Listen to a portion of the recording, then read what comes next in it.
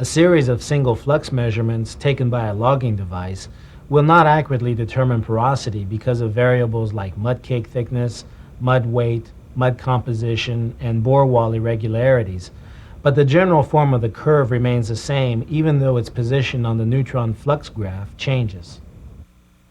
Therefore, measurement of the slope of the curve at known distances from the source can determine which porosity curve is represented. Consequently, in modern tools, flux rate is measured by two detectors to compensate for borehole conditions. By plotting these two flux values, a slope is determined that is relatively independent of borehole variables. The flux rate measured at two detectors is proportional to porosity.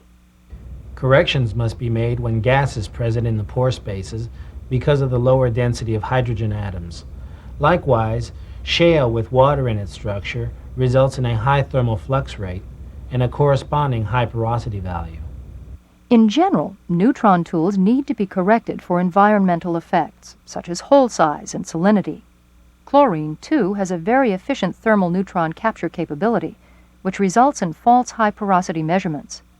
Therefore, the presence of chlorine requires such corrections. Calibration of neutron tools is performed in water-filled tanks.